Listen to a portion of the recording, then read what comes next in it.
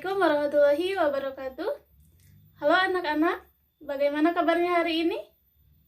Mudah-mudahan semuanya sehat dan mudah-mudahan selalu dalam lindungan Allah Subhanahu wa Ta'ala kapanpun dan dimanapun kita berada. Amin ya Allah ya Rabbal Alamin. Sebelum memasuki pembelajaran, alangkah baiknya kita berdoa terlebih dahulu. Berdoa menurut kepercayaan masing-masing, berdoa dimulai. Selesai. Oke, anak-anak silahkan untuk mengisi presensi yang telah Ibu bagikan linknya di grup WA. Sudah ya?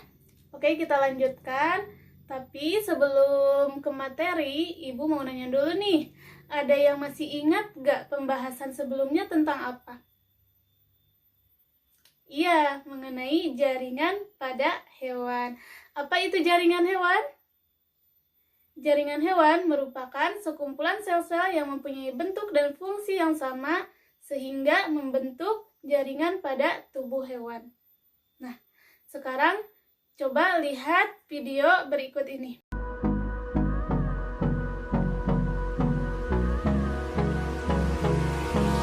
Hold me close till I get up.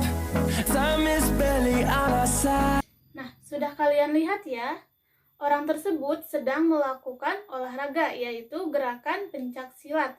Nah, yang jadi pertanyaan, kenapa ya kok bisa melakukan gerakan tersebut? Kemudian, coba lihat gambar. Kenapa ya kok tumbuhan bisa berdiri tegak? Ada apa di dalamnya?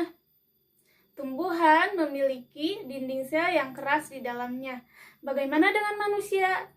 Manusia tidak memiliki dinding sel. Lalu, apa yang menyebabkan manusia bisa bergerak, berolahraga, berdiri tegak? Ada apa di dalam tubuh manusia? Nah, hal ini yang akan kita bahas. Untuk itu, simak videonya. Jangan lupa siapkan alat tulis dan catat apabila ada poin-poin yang penting. Nah, jadi sekarang kita akan membahas mengenai sistem gerak pada manusia. Adapun tujuan pembelajaran yang ingin dicapai, peserta didik setelah mengikuti pembelajaran diharapkan yang pertama mampu menjelaskan mengenai pengertian sistem gerak pada manusia, yang kedua mampu menjelaskan struktur dan fungsi sistem gerak, yang ketiga mampu menjelaskan mengenai mekanisme gerak, dan yang keempat mampu menjelaskan mengenai macam-macam gerak. Oke, sekarang kita akan membahas mengenai sistem gerak pada manusia. Sebelumnya, apa itu sistem gerak?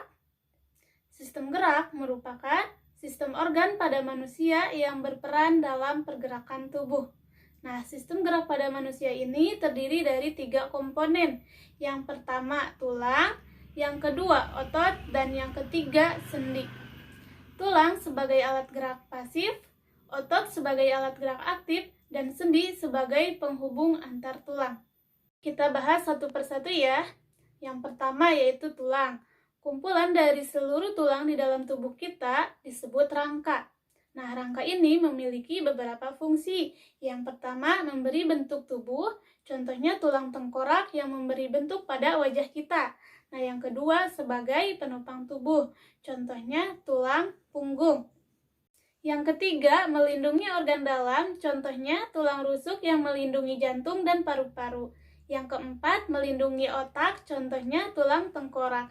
Dan yang kelima, tempat melekatnya otot. Yang keenam, sebagai tempat pembuatan sel darah, terutama sel darah merah. Bentuk-bentuk tulang. Yang pertama yaitu tulang pipa yang memiliki ciri panjang, seperti tabung dan berongga di tengahnya. Contohnya itu ada tulang paha, tulang lengan atas, tulang kering, dan tulang betis. Yang kedua, tulang pipih yang memiliki ciri seperti lempeng dan berbentuk pipi, contohnya tulang-tulang tengkorak yang membentuk kepala. Yang ketiga, tulang pendek yang memiliki bentuk bulat dan pendek, contohnya ruas-ruas tulang belakang, tulang pergelangan tangan, tulang pergelangan kaki, telapak tangan, dan telapak kaki. Yang keempat, tulang tak beraturan, contohnya tulang wajah. Yang kelima, tulang sesamoid, yaitu tulang yang tertanam di tendon, bentuknya kecil, dapat ditemukan di tendon tangan dan di tendon kaki. Berdasarkan struktur penyusunnya, rangka terdiri atas tulang sejati atau tulang keras yang disusun oleh osteon. Yang kedua, tulang rawan atau tulang kartilago yang disusun oleh sel-sel tulang atau disebut juga kondrosit. Berdasarkan letaknya, rangka manusia terdiri atas rangka kepala atau rangka tengkorak atau disebut juga kranium, rangka badan atau disebut juga rangka aksial, dan rangka anggota gerak atau disebut juga rangka apendikular. Rangka kepala terdiri atas tulang wajah dan tengkorak pelindung otak. Nah, tulang wajah ini terdiri atas tulang rahang atas, tulang rahang bawah, tulang lidah, tulang pipi, dan juga tulang hidung. Nah, kemudian tengkorak pelindung otak terdiri atas tulang pelipis, tulang baji, tulang tapis, tulang dahi, tulang belakang kepala. Yang kedua yaitu rangka badan atau disebut juga rangka aksial terdiri atas tulang punggung, tulang dada, tulang rusuk, tulang bahu, dan juga gelang panggul.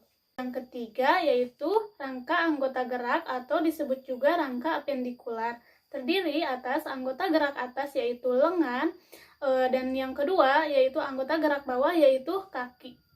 Nah, anak-anak, itu tadi merupakan penjelasan tentang alat gerak pasif. Alat gerak pasif tidak akan dapat bergerak tanpa adanya alat gerak aktif. Alat gerak aktif ini adalah otot. Otot merupakan suatu jaringan yang mempunyai kemampuan untuk berkontraksi sehingga berperan sebagai alat gerak aktif. Otot terbagi menjadi 3 jenis, yaitu otot lurik, otot polos, dan juga otot jantung. Nah, untuk memudahkan mengingatnya, singkat saja ya, LPG. Nah, otot lurik, otot polos, dan otot jantung. Yang pertama, otot lurik. Otot lurik ini tersebar di seluruh tubuh dan menempel pada kerangka melalui tendon.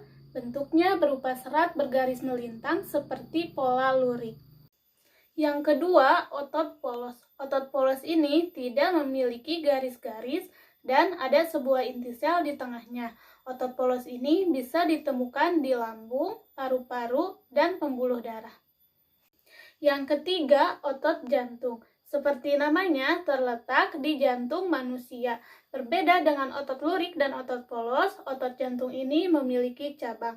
Nah, dapat dilihat pada gambar 3. Untuk mengetahui perbedaan dari ketiganya, dapat dilihat pada tabel berikut.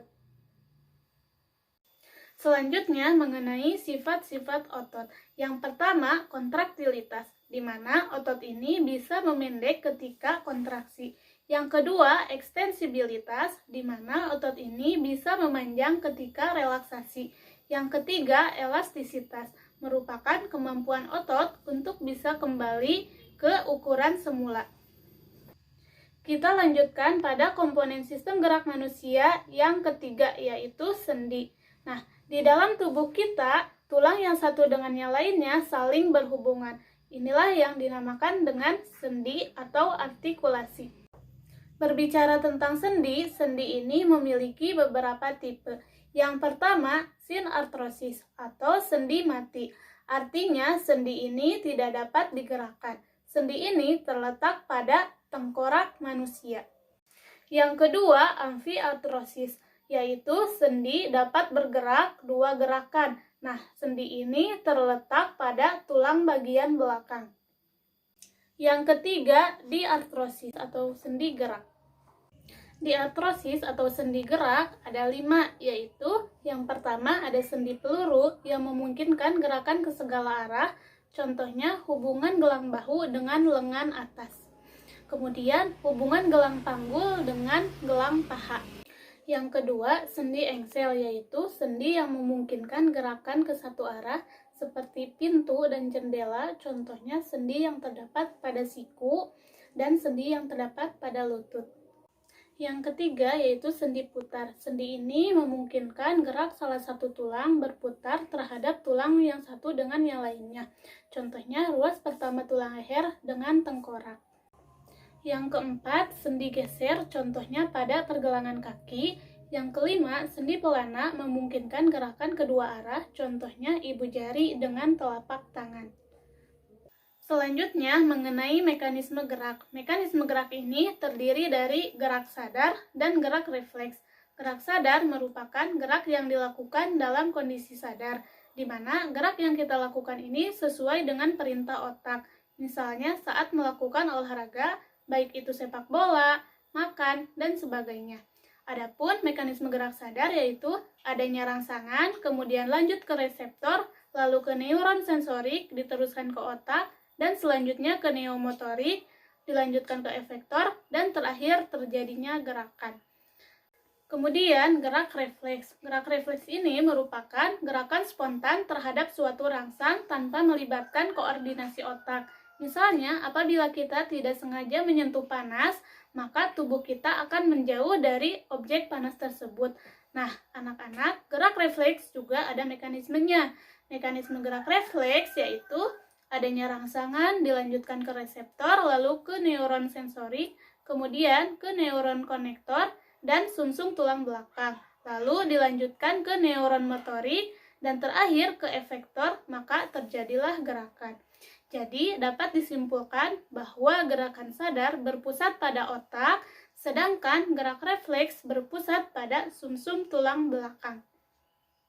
Untuk selanjutnya, mengenai macam-macam gerak, yaitu ada fleksi, merupakan gerakan menekuk seperti lutut yang ditekuk, kemudian ada ekstensi, kebalikan dari fleksi yaitu gerakan meluruskan, kemudian ada abduction yaitu gerakan tangan yang menjauh badan seperti merentangkan tangan, kemudian ada adduction yaitu gerakan yang mendekati badan, kemudian eleversi yaitu gerakan menengadahkan kepala ke atas, depresi menundukkan kepala ke bawah, pronasi yaitu gerakan menelungkupkan telapak tangan, suspinasi yaitu gerakan menengadahkan tangan, inversi yaitu membuka telapak kaki ke arah bagian tubuh, dan eversi yaitu gerakan membuka telapak kaki ke arah bagian luar tubuh. Oke anak-anak, semua materi telah Ibu sampaikan. Apabila ada yang belum dipahami, silahkan bertanya dan jangan lupa kerjakan LKPD dan postesnya. Wajib dikerjakan karena ini masuk ke dalam penilaian, kemudian dikumpulkan tepat waktu. Sebelum mengakhiri pembelajaran, Ibu akan simpulkan materi mengenai sistem gerak manusia. Jadi, kesimpulannya, sistem gerak merupakan sistem organ pada manusia yang berperan dalam pergerakan tubuh. Sistem gerak terdiri dari 3 komponen, yaitu tulang, otot, dan sendi. Tulang sebagai alat gerak pasif, dan otot sebagai alat gerak aktif. Sementara sendi merupakan penghubung antar tulang agar tulang dapat digerakkan. Nah, apabila salah satu dari sistem gerak hilang atau mengalami kelainan, maka sistem gerak tidak dapat berjalan dengan semestinya. Untuk itu, kita sebagai manusia harus selalu bersyukur karena telah diciptakan tubuh yang sempurna. Maka dari itu, sebagai rasa syukur kita kepada Sang Pencipta, kita harus selalu menjaga kesehatan tubuh kita. Oke, mungkin pembahasan kali ini dicukupkan. Semoga bermanfaat dan sampai jumpa kembali di pertemuan selanjutnya. Terima kasih. Wassalamualaikum warahmatullahi wabarakatuh.